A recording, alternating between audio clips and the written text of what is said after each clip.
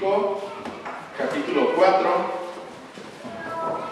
y vamos a leer alternadamente del versículo 1 hasta el versículo 12. En el versículo 12 nos vamos a juntar, vamos a leer todos juntos el 12. Voy a empezar yo en el primer versículo y el siguiente versículo lo leen ustedes y así sucesivamente hasta juntarnos en el versículo 12. ¿Okay? Habló Jehová a Moisés diciendo: habla a los hijos de Israel y dice: cuando una persona pecare por hierro en alguno de los mandamientos de Jehová, sobre cosas que no se han de hacer, e hiciere alguna de ellas. Si el sacerdote ungido pecare según el pecado del pueblo, ofrecerá a Jehová por su pecado que habrá cometido un becerro sin defecto para expiación. Traerá el becerro a la puerta del tabernáculo de reunión delante de Jehová, y pondrá su mano sobre la cabeza del becerro, y lo devolverá delante de Jehová. Y el sacerdote ungido tomará de la sangre del becerro y la traerá al tabernáculo de reunión. Y mojará el sacerdote su dedo en la sangre, y lo rodeará de aquella sangre 7 veces delante de Jehová, hacia el velo del santuario. Y el sacerdote pondrá de esa sangre sobre los cuernos del altar del incienso aromático que está en el tabernáculo de reunión delante de Jehová, y echará el resto de la sangre del becerro al pie del altar del holocausto que está a la puerta del tabernáculo de reunión. Y tomará el becerro para la expiación toda su grosura, para que cubre los intestinos y la que está sobre las entrañas. Los dos riñones, la grosura que está sobre ellos y la que está sobre los ijares, y con los riñones quitará la grosura de sobre el hígado.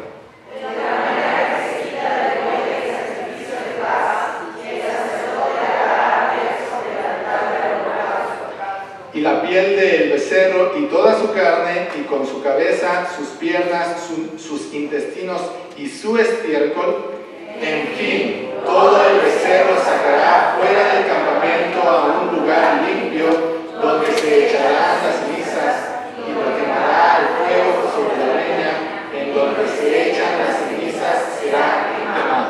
Padre nuestro que estás en los cielos, gracias te damos, Señor, por permitirnos estar aquí en tu casa para aprender de tu palabra. Te pido que hables a nuestros corazones, que quites toda distracción, Señor. Te pido que des entendimiento a nosotros, Señor, que nos des sabiduría, Padre, y sobre todo que lo que podamos aprender aquí podamos aplicarlo. En nombre de Cristo Jesús, amén. Pueden sentarse, hermanos. Venimos hablando de Levítico, vamos en el capítulo 4, lo estamos estudiando. Les voy a leer también los versículos 13, 22 y 27. Bueno, nada más el inicio. El 13 dice: si toda la congregación de Israel hubiere errado. Luego el versículo 22, cuando pecare un jefe. Y el versículo 27 dice: si alguna persona del pueblo. Ok, ¿por qué les leo solamente el inicio? Es porque nos deja en claro este capítulo que todos somos pecadores, desde el sacerdote que estaba en ese momento. Luego dice la congregación. La congregación, muchos dicen que se refieren a los levitas o a los servidores para la casa de Dios. Luego dice el jefe, se refiere a los gobernantes o al jefe de cada tribu. Y por último dice a cada persona del pueblo, ¿no? Entonces ahí está encerrando prácticamente a todos. No dice que el sacerdote era como el más santo, sino que pues ahí dice que inclusive el sacerdote, inclusive los gobernantes, todos eran pecadores y al día de hoy todos seguimos siendo pecadores. En el versículo 2 viene una palabra, dice: si pecare por hierro. ¿Qué es pecar por hierro? Pecar por hierro no significa que uno peca solamente porque se le salió, pero con conocimiento del pecado. Pecar por hierro es cuando uno no sabe que lo que está haciendo es pecado. eso significa hierro. Cuando tú no sabías que lo que estás haciendo es pecado.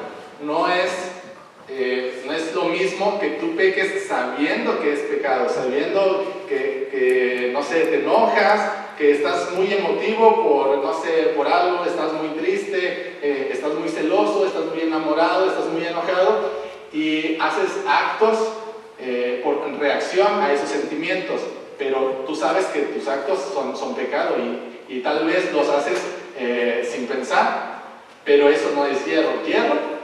El pecado por hierro es cuando uno no conocía que lo que estaba haciendo era pecado. Pero, ¿por qué no sabían que lo que hacían era pecado? Bueno, recordamos quién escribió Levítico. Para empezar, vamos a dar un poco de contexto a esto. ¿Quién escribió Levítico? Moisés. Pero Moisés no solamente escribió Levítico, escribió todo el Pentateuco. Los primeros 5 libros de la Biblia, que son Génesis, Éxodo, Levítico, Números y Deuteronomio, lo que los judíos conocen como Torá. ¿Ok? Pero Moisés, según los cálculos, según la historia, vivió entre el año 1410 o 1490 antes de Cristo. Y si hacemos una recapitulación desde de Adán a Jesús, se dice que han pasado 4000 años. De Jesús al día de hoy, pues tenemos la fecha, 2022 años. Pero vamos a redondear los números. Entonces, de Adán hasta este tiempo son 6000 años. Y Moisés estuvo en el año del 1410 al 1490 aproximadamente, fue cuando escribió el Pentateuco. Eso quiere decir que los primeros 2500 años no existía la ley. Es por eso que a partir de Moisés, que escribe la ley, recordamos también en Éxodo 20, que vienen los mandamientos, es a partir de Moisés que sabemos los estatutos de Dios. Y antes, ¿cómo sabían lo que era pecado? Bueno, había muchas cosas que no conocían que era pecado. Pero si vamos al inicio, recordamos que Adán y Eva comieron de un árbol. Ese árbol era... ¿Cuál era el árbol? El de la ciencia del bien y el mal. ¿Okay? Y a partir de ahí es cuando el ser humano empieza a tener conciencia. A partir de ahí es cuando unos ya saben que hay cosas que están bien, hay cosas que están mal. Recordemos a Lot, que se afligía su corazón por el pecado de Sodoma y de Gomorra, y no existía la ley, pero ¿cómo sabía que era pecado? Bueno, por la conciencia que estaba en él, porque Dios estaba en él. Entonces, hasta Moisés, redondeando números, hasta el 1500 antes de Cristo o 2500 después de Adán, es que se tiene la ley. Pero, ¿para qué nos sirve la ley? Pues son estándares que puso Dios para que nosotros conozcamos que no hay justo ni uno solo, y para saber que nosotros necesitamos una ayuda para estar con Él. En este capítulo vemos que hay una ofrenda que se hace por el pecado de cada uno de los integrantes, del sacerdote, de la congregación, de los jefes, del pueblo, y todo era para poder estar en comunión con Dios. Pero no solamente la ley es para eso, sino la ley, muchas personas, pues hoy en día yo he escuchado en la universidad, cuando está estudiando, en la prepa o familia, siempre dicen que Dios es como muy egoísta, que no quiere que nosotros disfrutemos, que Él no quiere que nosotros pues seamos felices, no sé, hablan de muchas cosas, pero la ley de Dios no es solamente para que no disfrutemos, sino que realmente son señales de advertencia. ¿Por qué? Por amor. Todo lo que Él puso en la ley también es una advertencia para que nosotros no caigamos lejos de su presencia, porque Él sabe que lejos de su presencia pues estaríamos perdidos y queríamos en el infierno, en el lago de fuego. Entonces, es para eso que existe la ley. También, hoy en día, sabemos que no estamos bajo la ley, sino que estamos bajo la gracia. Es un pacto que tenemos con Jesús cuando Él vino, cuando Él derramó su sangre, y estamos bajo la gracia, sí, pero no por eso podemos dejar de un lado la ley. La ley sigue, algunas leyes siguen hoy en día vigentes y hay leyes que no siguen vigentes. Por ejemplo, no sé, vámonos a Deuteronomio, a ver si lo encuentran, Deuteronomio 23, 12, 13. Ok, ajá, sí. Esa es una ley que había en el pueblo judío, que no podemos aplicar en la actualidad. ¿Por qué? Porque entendemos el fundamento, que era la higiene. En este momento sería pues irrelevante si tienes alguna necesidad, ir fuera de la ciudad con una estaca, hacer un huequito, hacer tus necesidades y taparlo y otra vez regresar. En la actualidad tenemos baños, tenemos el drenaje y ya no es necesario. Pero tenemos que entender cuál era el propósito de cada una de las leyes.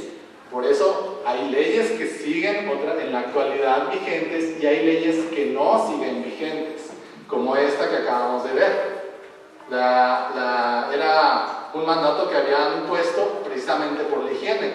Y de hecho, hasta después de Jesús, inclusive en la Edad Media, todavía conocemos mucho de la higiene que tenía en aquel entonces. No se bañaban, no se lavaban las manos, pues igual no tenían drenaje y hacían sus necesidades dentro de la casa y como en una cubeta y abrían luego la puerta y le echaban, y toda la ciudad olía pero terrible, y había pestes, había enfermedades, y los únicos que se mantenían sanos en ese sentido eran los judíos. Si vamos a la historia, de hecho muchas personas en aquellos días pensaban que los judíos eran los que lanzaban las enfermedades o que inclusive eran brujos y que precisamente a ellos los atacaban por medio de estas enfermedades, pero no era así, sino que ellos tenían hábitos de higiene precisamente porque Dios les había ordenado que fueran limpios.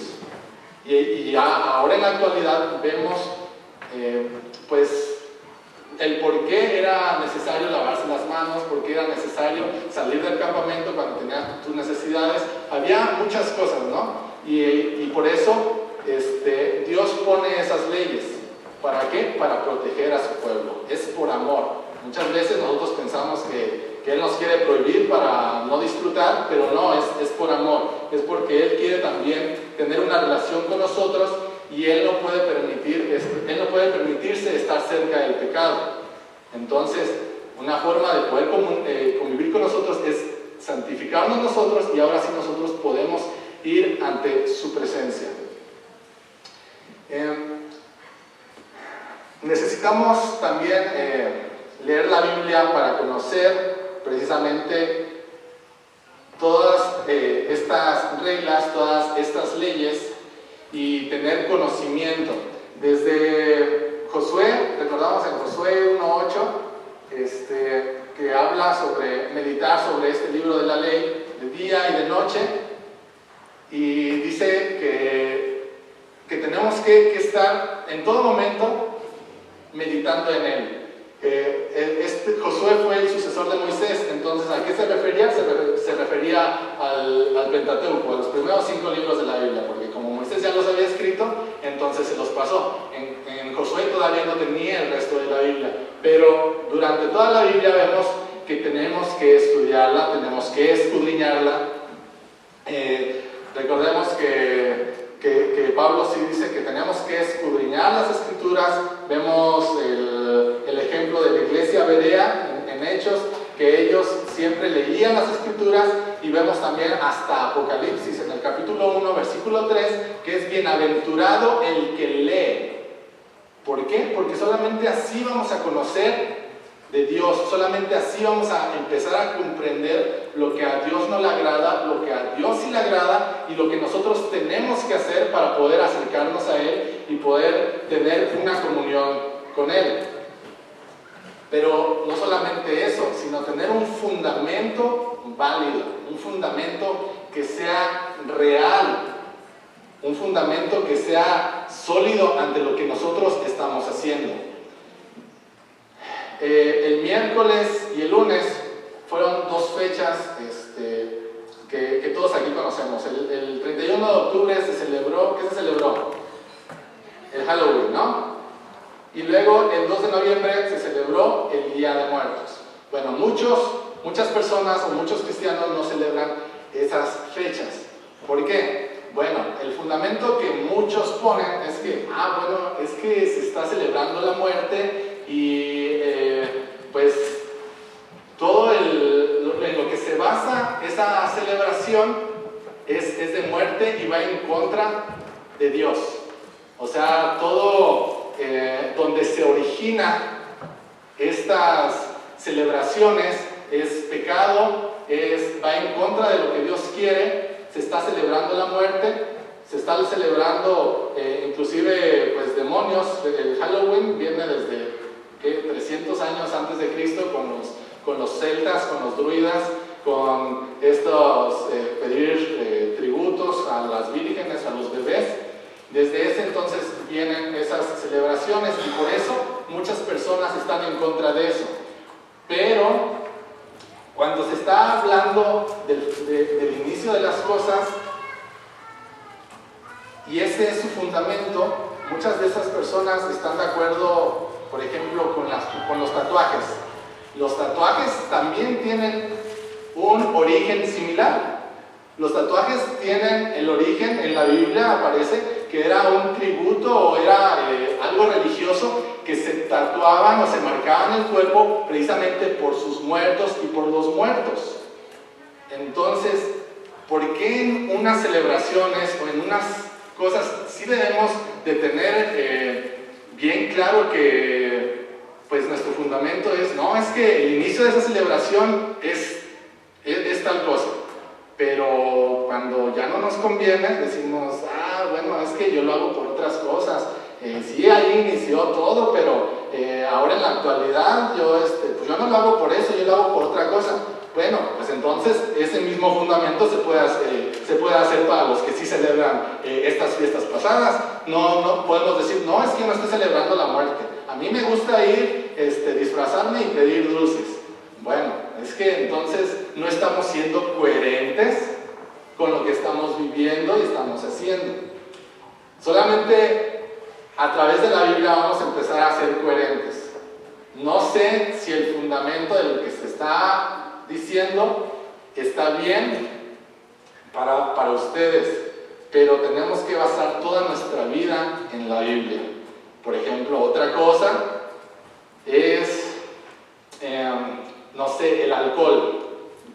El alcohol, si vemos en la Biblia, pues se tomaba el vino, eran otros tiempos, pero era también común. Si nosotros nos vamos a otra región, vamos a Europa, tomar vino es muy común, no es mal visto, pero en el contexto cultural que nosotros vivimos, el alcohol, pues es mal visto. ¿Por qué? Porque siempre se ve en las fiestas, siempre se ve pues en celebraciones no muy gratas y siempre se lleva al exceso. Ahora, ¿el alcohol es malo? Pues no es malo. De hecho, la Biblia habla sobre tomar vino y también Jesús convirtió el agua en vino. Entonces, pues el alcohol realmente no es malo. El problema es llevarlo al exceso, pero también que nuestra vida pues tiene que ser un testimonio para las demás personas, porque si nos empezamos a comportar como las demás personas, pues entonces realmente no estamos viviendo una vida santa y tenemos que ser coherentes con todo lo que nosotros hacemos. Y hay muchas personas que hablan mucho en contra del alcohol y dicen, no, es que eso está mal y mi cuerpo es templo del Espíritu Santo. Sí, no toman vino, pero a la hora de la comida, un refrescote, 2 litros de coca y se la echan, y pues ahí no están tomando también lo mismo. No están siendo coherentes con lo que están diciendo. Sí están cuidando su vida para ciertas cosas, pero para otras cosas no.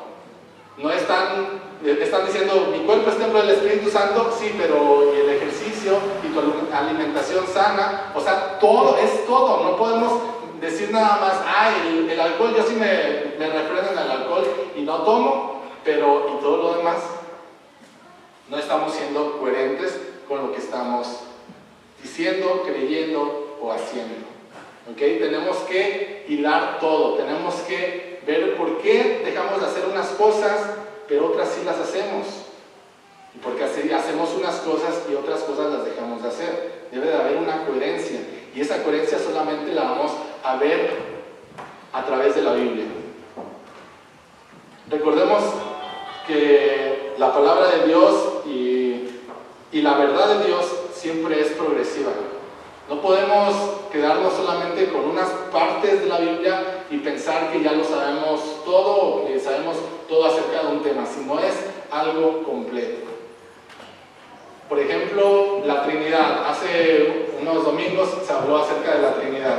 Si nosotros nos quedamos con una porción de la Biblia sobre que Dios es uno, entonces podemos caer en el error de las personas que dicen que Jesús es Dios, bueno, que Dios se transforma dependiendo de la situación. ¿Sí? Cuando viene a la tierra, se transformó en ser humano y fue Jesús. Luego, cuando está en el cielo es el Padre y cuando está dentro de nosotros es el Espíritu Santo, pero simplemente cambia de acuerdo a la circunstancia, pero no es lo que menciona la Biblia. Si nosotros seguimos leyendo y leyendo, vamos a encontrar que Dios sí es uno, pero al mismo tiempo son tres personas completamente diferentes. Entonces es progresivo el conocimiento de Dios, el conocimiento de su palabra, y es el conocimiento de lo que Él quiere para nuestra vida. ¿Ok? No estoy queriendo imponer ciertas ideas sobre lo que hablé del alcohol, de los tatuajes, simplemente quiero que entiendan que hay que ser coherentes con lo que se cree, con lo que se vive y con lo que se hace. Porque no podemos estar celebrando unas cosas y dejar de celebrar otras, pero porque el mismo fundamento en el cual nosotros basamos el sí celebrar puede ser destruido cuando celebramos otras cosas o cuando no celebramos ciertos actos. ¿Okay? Hay que ser coherentes con lo que hacemos y con lo que vivimos. La Biblia también menciona que es cristocéntrica. ¿Qué es cristocéntrica? Que toda la Biblia siempre habla de Jesús.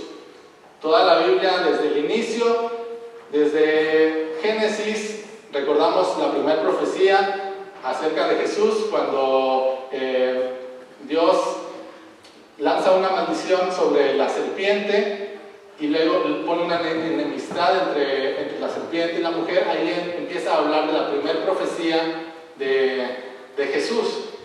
Y toda la Biblia habla acerca de Jesús, inclusive este capítulo 4 está hablando de Jesús. ¿Por qué? Porque está hablando de un sacrificio, está hablando de una ofrenda, para nosotros poder estar en comunión con Dios. ¿Y quién es esa ofrenda hoy en día en el cual nosotros ya no necesitamos hacer pues estos sacrificios? ¿Por medio de quién ya podemos entrar al lugar santísimo y por medio de quién somos santificados? Por Jesús. Entonces todo esto es un simbolismo de lo que es Jesús. Todo lo que vemos en la Biblia muchas veces son simbolismos de lo que Jesús hizo en la cruz por nosotros. Necesitamos seguir aprendiendo sobre la Biblia, hermanos. No, como les comenté, no nada más quedarnos con ciertas porciones. He hecho algunas preguntas y he leído algunas encuestas sobre la cantidad de pasajes bíblicos que se leen en las iglesias, y hay veces que nada más leen 10 libros y de 10 libros no salen las personas. Siempre difieren en algunos, pero por lo general siempre se lee Génesis, siempre se leen los 4 evangelios, siempre se lee Hechos, en la juventud siempre se lee Apocalipsis, pero ¿y todos los demás libros? Muy pocas veces hemos leído completo, no estoy hablando de ciertos versículos, de ciertos capítulos, sino de todo el libro. Muy pocas veces hemos leído todo Levítico, muy pocas veces hemos leído todo Números, todo Deuteronomio, todos los demás libros de los profetas mayores, los profetas menores. Es increíble que la iglesia conozca tan poco de Dios. Yo les incito siempre, hermanos, a que lean la Biblia. Poder tener la Biblia hoy en día traducida al español y que nosotros podamos entenderlo, costó mucho tiempo, costó sacrificio, costó sangre de personas que fueron valientes para poder traducir la Biblia para que nosotros la desaprovechemos. ¿Ok? Necesitamos leerla, necesitamos estudiarla, necesitamos orar antes de leer la Biblia para poder entender todo lo que nos quiere decir. Bueno, sigamos en el capítulo 4 de Levítico, pero vamos a saltarnos hasta el versículo 12. Dice: en fin, todo el becerro sacará fuera del campamento a un lugar limpio, donde se echarán las cenizas, y lo quemará al fuego sobre la leña. En donde se echan las cenizas será quemado. Ahora vámonos a Hebreos, capítulo 13. No es regaño, hermanos, es la exposición de la palabra, y la exposición de la palabra pues debe de incomodar. Si no incomoda, hay veces que es vacío todo. Esto nos tiene que incomodar y nos debe de hacer crecer, nos debe de hacer madurar. Hebreos 13, versículo 10, del 10 al 13. Voluntad somos santificados mediante la ofrenda del cuerpo de Jesucristo, hecha una vez, ¿y para cuándo? Y para siempre. Y ciertamente todo sacerdote está día tras día ministrando y ofreciendo muchas veces los mismos sacrificios, que nunca pueden quitar los pecados. Pero Cristo, habiendo ofrecido una vez y para siempre un solo sacrificio por los pecados, se ha sentado a la diestra de Dios. Esta es la comparación de que Jesús fue sacrificado por nuestros pecados, una vez y para siempre. Es por eso que nosotros ya no necesitamos venir al templo y ofrecer sacrificio. Imagínense cuántas veces hubiéramos tenido que venir nosotros a estar ofreciendo sacrificios, y los sacrificios eran caros. O sea, un cabrito, las ovejas, y bueno, de tal forma Dios siempre quería que todos tuvieran comunión con Él. De hecho, habla de los que no tenían mucho dinero, que inclusive podían hacerlo con las palomas o con harina. También se podían hacer los sacrificios. Pero todos esos sacrificios eran momentáneos, porque volvían y volvían y volvían a pecar, y era muy costoso estar llevando el sacrificio, estar comprando el becerro, el estar comprando la oveja, el estar comprando el cabrito, y aún así era caro, pero no era suficiente, era momentáneo, solamente cubría el pecado. Esos sacrificios cubrían, te podías acercar a Dios, pero nuevamente se quitaba ese manto y otra vez se descubría que éramos todos pecadores. Sin embargo, viene Jesús, da su vida por nosotros, y ese sacrificio fue suficiente no solamente para una persona, sino para todos. Y para todo aquel que en Él cree, no se pierda, mas tenga vida eterna. Y ese sacrificio fue único y fue suficiente, pero costó, y costó mucho, hermanos. Costó que Dios tuvo que descender de su gloria, de su reinado, de su potestad, y se humilló. caminó entre nosotros, fue despreciado por su propio pueblo, fue humillado y tuvo una muerte y fue muerte de cruz. Derramó su sangre por usted, por mí y por todos. Lo único que tenemos que hacer es creer, pero también tenemos que respetar y tenemos que, por amor, dejar de hacer lo malo ante los ojos de Dios. Vamos a recordar lo que dice Gálatas 5:20. Para poder nosotros estar en comunión con Dios y tratar de entender lo que nosotros debemos hacer, dice: con Cristo estoy juntamente crucificado, y ya no vivo yo, mas vive Cristo en mí, y lo que vivo en la carne, lo vivo ahora en la fe del Hijo de Dios, el cual me amó y se entregó a sí mismo por mí. Debemos de menguar nosotros, hermanos, debemos dejar de ser egoístas y tratar de gobernar nuestra propia vida y dejar que Jesús gobierne nuestra vida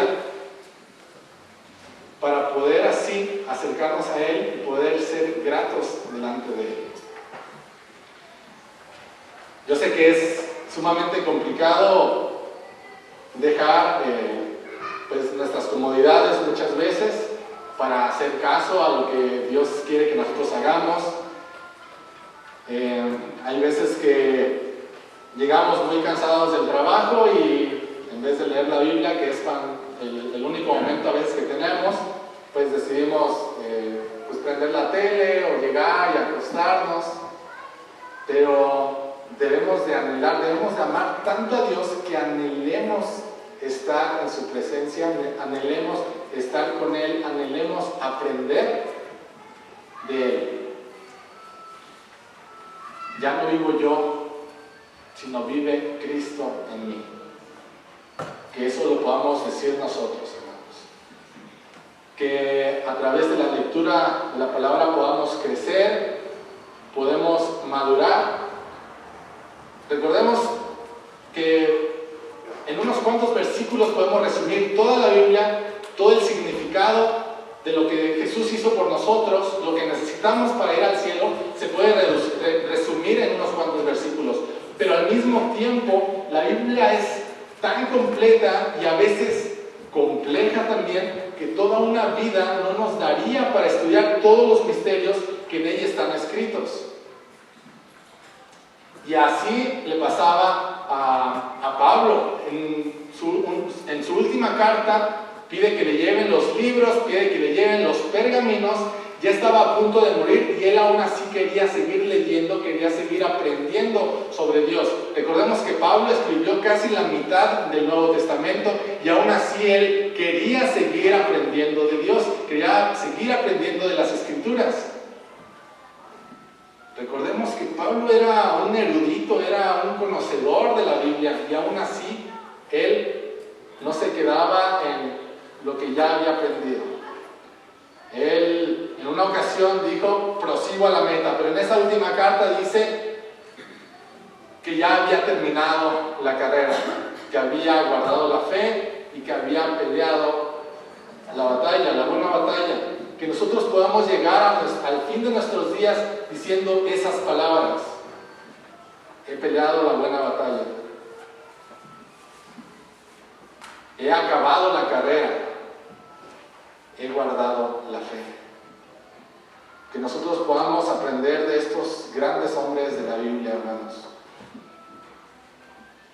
que querían seguir aprendiendo y aprendiendo. Pero no solamente eso, vemos la vida de Pablo, cuántas cosas extraordinarias no pasaron cuando él caminaba, o no nada más de él, sino de los 12 apóstoles, de los discípulos, que ellos podían, a través del Espíritu, el Espíritu Santo a través de ellos podían hacer caminar a los inválidos.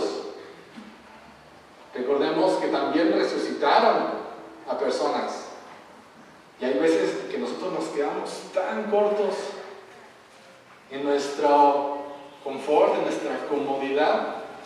Dios sigue hablando, sigue haciendo esas maravillas, pero esas maravillas solamente las escuchamos cuando viene un misionero que se va a aquellas zonas sumamente peligrosas.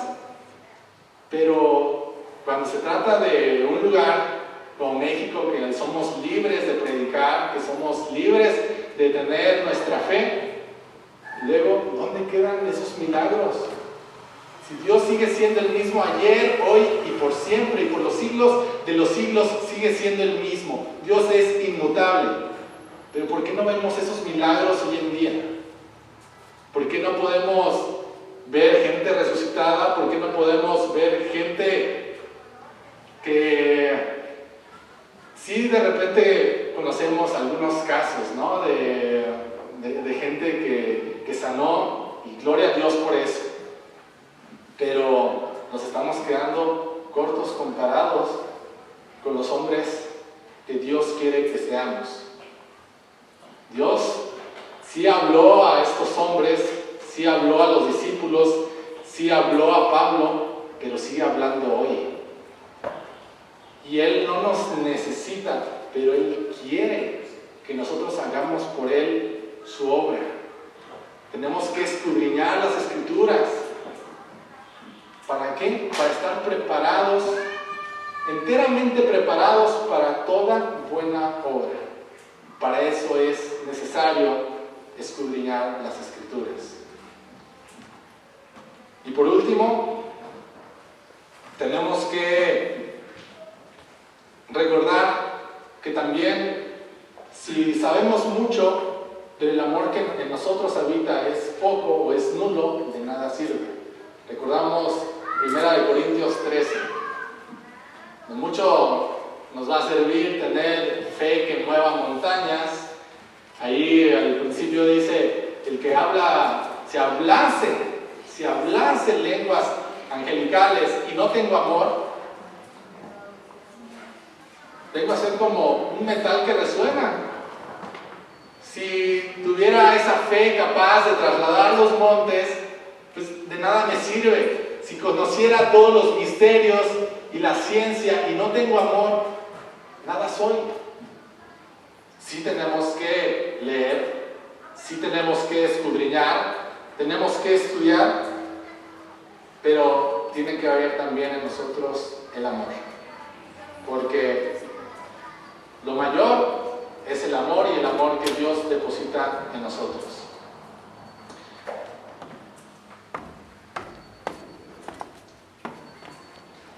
Hay una serie que acaba, ya tiene algunos meses que salió, de un asesino serial en esta plataforma Netflix, que se llama Dahmer. Es de Jeff Dahmer. Fue un asesino serial que no solamente asesinó, sino era un caníbal, porque se comía el corazón de sus víctimas. Y vemos las atrocidades que él hizo.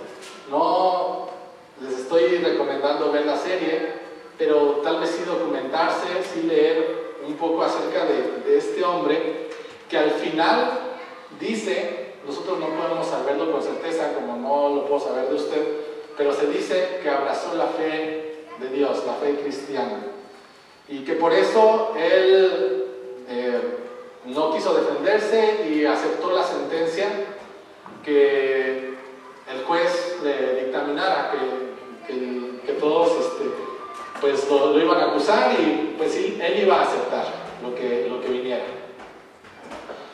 Pero él dice que él creía en la evolución y que no creía en Dios. Dice, pero pues es que si yo no creía en Dios, ¿cuál era mi límite? ¿Cuál era la parte moral donde yo me podía basar? Porque sin Dios, pues no tenemos una línea que nos pueda decir esto es lo correcto, esto es lo incorrecto. La moralidad que nosotros tenemos está basada en la Biblia. Y Y es por eso que es necesario conocer sobre las leyes, sobre los mandamientos de Dios. Y nosotros basar nuestra vida, sustentar nuestra vida en la palabra de Dios. Porque si no hay Dios, ¿qué nos dice que está bien o que está mal? Si no hay Dios, ¿qué me impide a mí matar a otra persona?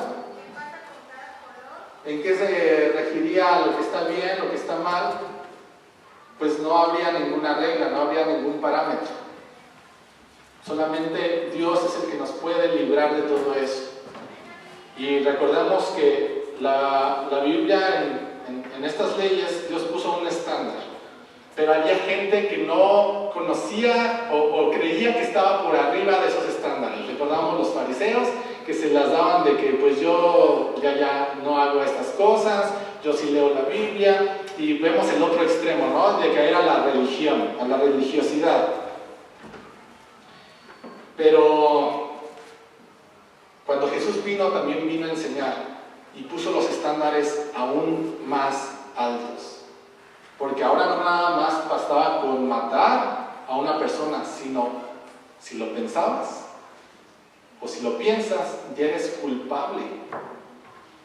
Si ya no era necesario engañar a tu mujer físicamente, sino simplemente con ver a alguien más, ya eras culpable de adulterio. Jesús puso los estándares aún más altos para que todos entendieran que estamos destituidos de la gloria y gracia de Dios, que solamente a través de Él podemos acercarnos. Recordemos la historia de este joven rico que dijo: ¿qué necesito para ir al cielo? Bueno, guarda los mandamientos, desde mi juventud los he guardado. ¿Pero realmente los había guardado? ¿Ustedes creen que realmente hay una persona que haya podido guardar los mandamientos de Dios? Es imposible. Y por eso Jesús pone todavía los estándares más altos para que entendamos que sin Él no somos nada y que solamente a través de Él es que podemos tener una comunión con el Padre. También así eran los fariseos, que decían, pues, yo no soy como aquel pecador, pero había personas que de todo corazón se acercaban a Dios y decían: ser propicio a mí. Personas que de todo corazón entregaban lo que tenían para la gloria de Dios, como la viuda de la que habla Jesús, que entregó todo lo que tenía. Era muy poco, pero lo entregó. Y hay personas que entregan de más, pero le entregan lo que les sobra, y pues no, para Dios no vale eso. Para Dios vale que tú entregues todo. Que lo que hagas, lo hagas con amor. Que lo que hagas, lo hagas consciente de lo que estás haciendo, y que seas coherente con lo que vives, con lo que haces, con lo que crees.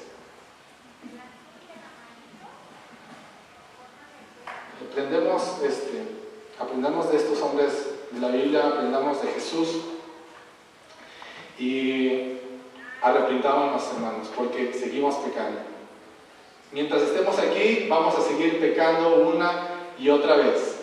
Ya no buscando el pecado como antes lo hacíamos, que corríamos hacia él, que todavía ni siquiera estaba la tentación, sino que nosotros íbamos hacia ella. Más bien nosotros alejarnos, que realmente Dios es el que está viviendo por nosotros y que realmente Él nos lleve hacia otro camino, al camino contrario del pecado, y que podamos santificarnos, como dice la palabra de Dios. Aquí la acabamos de leer, para que Él nos santifique, pero también que nos perfeccione. ¿Okay? La palabra dice que a través de Él somos perfectos y somos santos. Vamos a hablar, hermanos, para que podamos acercarnos más a Dios, podamos entender, podamos ser santos. Padre, te pido que tú sigas obrando en podamos ir creciendo día tras día, Señor.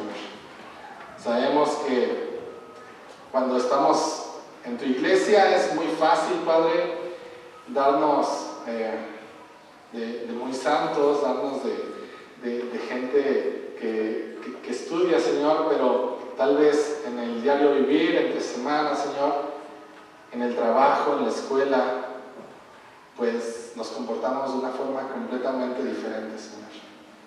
Te pido que tú seas quien viva por nosotros, no solamente en la iglesia, no solamente cuando nos juntamos con personas de la iglesia, sino que en cualquier lado, Señor, y con cualquier persona, Señor. Ya sea con nuestra familia, con nuestras amistades, con nuestros compañeros de escuela o de trabajo, Señor. Que podamos retirarnos, que podamos parar, que podamos realmente ofendernos, Señor, cuando escuchamos alguna vulgaridad, que podamos nosotros dar testimonio de ti, Señor, en donde quiera que nosotros estemos, que lo que nosotros hagamos sea coherente con lo que realmente creemos y que de esa forma podamos darte la gloria a ti, Señor, y evangelizar también a más personas, Padre. Te pido que nos des hambre de ti, Señor, que podamos siempre leer tu palabra y que podamos ir creciendo, Señor, en espíritu, que podamos ir creciendo, Señor, que podamos ir madurando, Padre. Que no nos quedemos como niños, que no nos quedemos como personas nuevas en el Evangelio, sino que cada día podamos crecer, madurar, Padre, y poder llegar a la estatura del varón perfecto, Padre. Te pido que seas con nosotros, Padre, y que podamos aplicar toda tu palabra y todo lo aprendido hoy. En nombre de Cristo Jesús. Amén.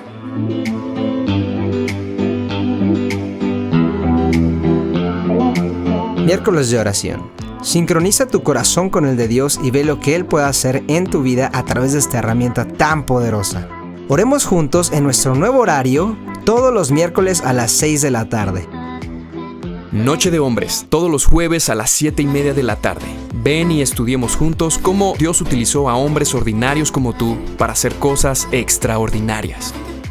Te esperamos todos los viernes a las 10 de la mañana a nuestro discipulado de mujeres, un espacio donde puedes profundizar tu fe y conocer cada día más a Jesús. Recuerda, todos los viernes a las 10 de la mañana.